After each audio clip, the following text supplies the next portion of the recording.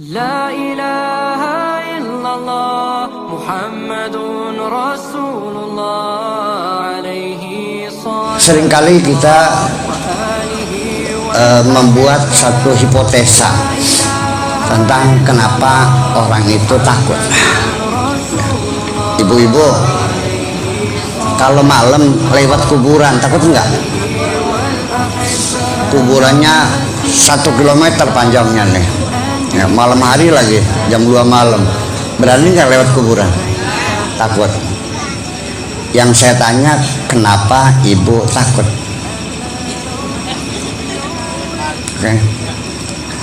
Nah, karena takut, jadi balik lagi kan, nyari teman kan, cari 5 orang sambil bawa genjering, bawa patroma. Genjeringnya 2, tolal badru alaina ya, sama patromapnya 3. Begitu dikawal 5 orang, masih takut nggak bu? Hah? Ditemani 5 orang, patromapnya 3 di depan, di belakang, di tengah, genjeringnya 2 di samping kanan kiri, masih takut nggak? Hilang. Pertanyaan saya berikutnya, kenapa sekarang tidak takut? Apa sebabnya? Karena ada apa? Ada temannya. Ya kan begitu. Jadi kesimpulannya, kenapa orang itu takut? Berarti karena dia merasa. Oke, jelas. Nah, selanjutnya hipotesa saya lanjutkan lagi. Jadi ketika ada orang lain yang menemani kita, rasa takut itu hilang karena kita merasa ada yang melindungi. Betul gitu? Oke. Dugaan semacam itu akan saya kasihkan hipotesa berikutnya. Seniki lamun bener-bener ana macan temenanan. Kalau andekan ada macan bener-bener mau, itu 5 orang yang mendampingi ibu ini pada lari masing-masing atau membela ibu? Berarti hilangnya rasa takut itu hanya pembohongan belaka, palsu semuanya itu. Atau pada akhirnya yang membela kita, yang mengaman kita tetap adalah Allah Subhanahu. Jelas. Itulah makanya Nabi tidak pernah takut, karena beliau selalu sadar dan merasakan selalu bersama Allah Subhanahu wa ta'ala. Itu kata kuncinya. Jadi kapanpun dimanapun ketika kita merasa sendirian pasti merasa takut. Baru ditemani orang saja rasa takutnya sudah hilang, padahal dia tidak akan membela kita, apalagi yang kita yakini selalu bersama Allah. Maka keyakinan Kanjeng Nabi akan kebersamanya dengan Allah ini yang tidak bisa dipatahkan oleh siapapun. Paham bu? Nah, hadirin hadirat rahimakumullah. Sehingga emosi takut ini sendiri menjadi satu pertanyaan selanjutnya. Takut itu apa sih sebetulnya? Ya. Dan kenapa orang itu takut? Begini. Lalu rasa takut itu kapan munculnya? Dan takutnya kepada siapa? Bagaimana untuk membindage rasa takut, bagaimana mengatasinya, nanti ini yang kita bahas. Dari supaya kita bisa uswah hasanah kepada Kanjeng Nabi. Kalau kita secara filosofisnya tidak paham ya nggak bisa.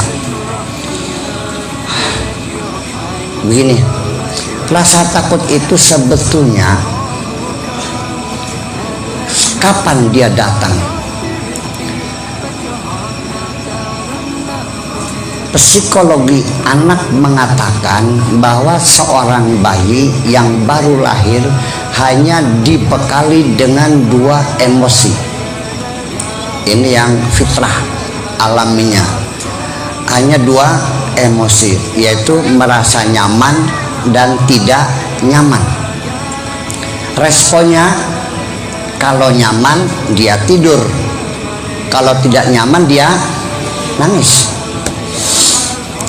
Begitu disusuin dan nyaman, tidur. Nanti lapar lagi, nggak enak lagi, nangis juga. Kamarnya kurang ventilasi, ongkap, ya nangis juga. Itu. Jadi belum ada rasa takut. Nah, setelah bisa melihat, setelah bisa mendengar, ya, kalau kita kasih bergerak di mata, dia mengikuti, berarti dia sudah sudah bisa melihat. Kemudian kalau kita suarakan di sampingnya, dia nyelinguk, ya, berarti mata dan telinganya mulai berfungsi. Nah, baru setelah itu muncul rasa takut.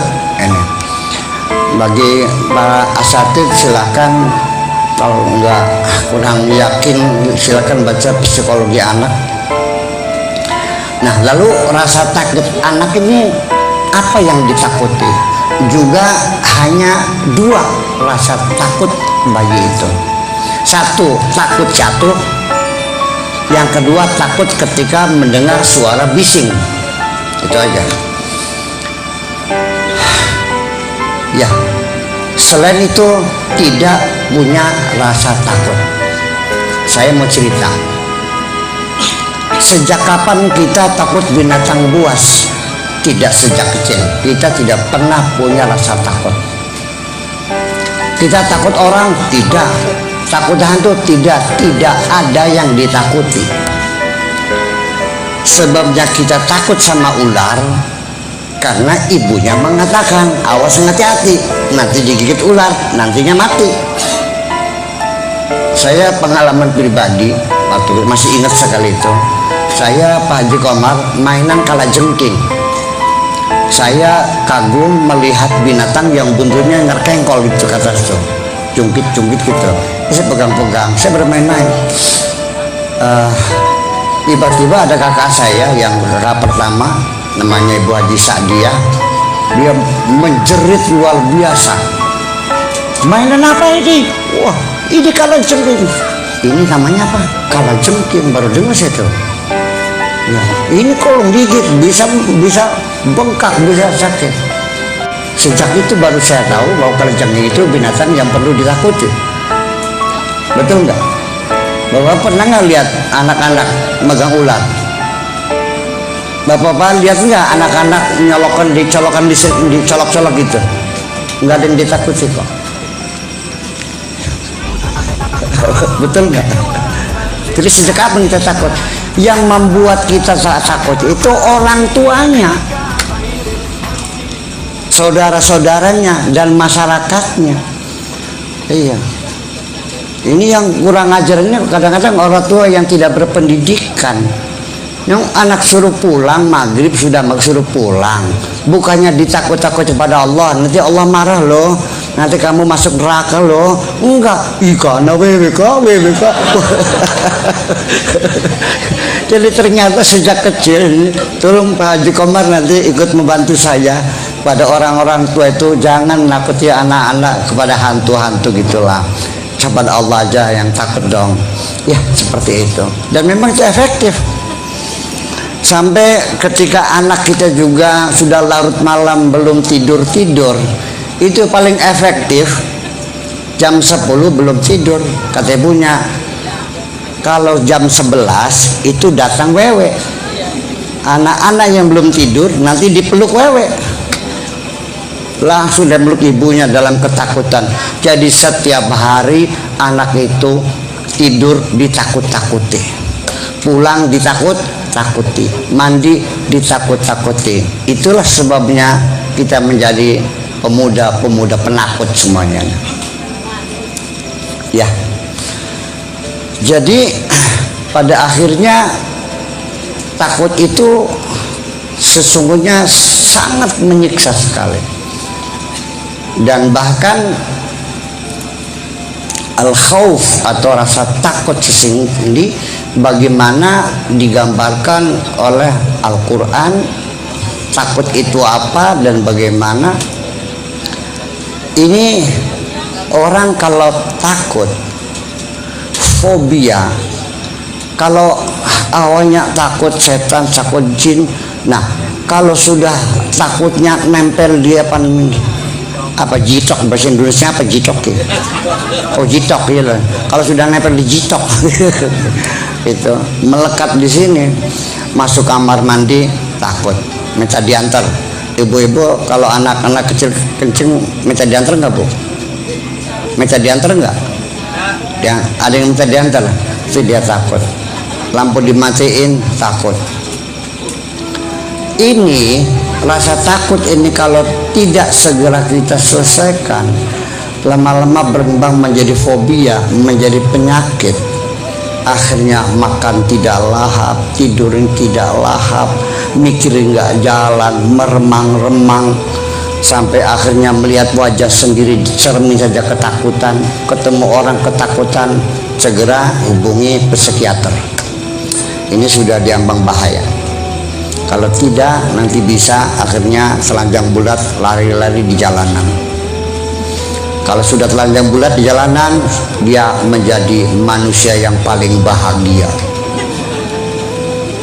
Nggak mikirin dunia sih. Ya, tidak ada penderitaannya. Nah, jadi takut ini adalah satu emosi perasaan yang paling buruk sebetulnya, paling jahat, paling brengsek sesungguhnya. Dan hanya dua emosi dasar yang menyebabkan segala macam penyakit psikologi, psikopat itu sumbernya hanya dua, takut dan kecewa. Itulah makanya Allah selalu memberikan kabar gembira kepada kekasih-kekasihnya, yaitu inna awliya Allahi la khaufun alaihim wa lahum yahzanun. Malam ini kita bahas takut saja, kecewa barangkali nggak cukup waktunya. Takut saja.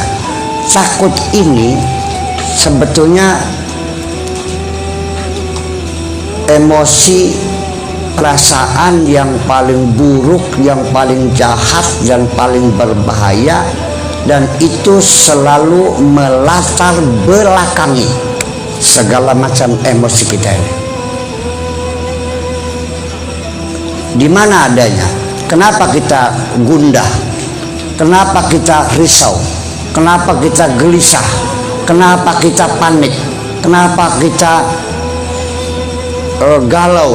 Kenapa kita ragu-ragu? Kenapa kita bimbang? Itu semuanya di belakang itu ada rasa takut yang tersembunyi. Takut yang tersembunyi. Itu salah. Nah ini Aflatun atau Plato, itu filosof Yunani kuno, sekitar 350 tahun sebelum Nabi Isa lahir. Itu dia menyalahkan dokter-dokter pada zaman itu. Saya kecewa, kenapa dokter itu mengobati orang sakit hanya fisiknya yang diobati, hanya badannya, tapi otaknya tidak diobati.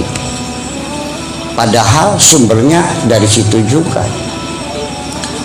Ya, sekarang orang baru paham setelah ada internet, ternyata sebabnya ngehang, sebabnya itu datanya hilang, itu karena terlalu banyak virus di dalam softwarenya. Betul? Betul nggak? Ya itu. Ya akhirnya ya sembuhnya sementara. Nah itu. Kemudian jadi tidak mungkin ada badan sehat yang otaknya nggak sehat. nggak mungkin juga otak sehat badannya tidak sehat. Makanya katakan Nabi, al-aqlu salim fi jismis salim, otak yang sehat berada di yang badan yang. Kalau sedang sakit gigi bisa mikir nggak? Iya. Kalau kita sedang patah kaki di rumah sakit bisa mikir ya? Daripada sakit lagi kena diare boro-boro mikir. Ya sebaliknya, badan yang sehat juga tidak mungkin kalau otaknya tidak sehat, bolak-balik semuanya. Maka jadi kata Plato ya diobati dua-duanya, ya otaknya diobati, ya fisiknya juga diobati. Seperti mata uang bolak-balik ya sama juga kan dua-duanya, balikin ya uang, balik sini uang.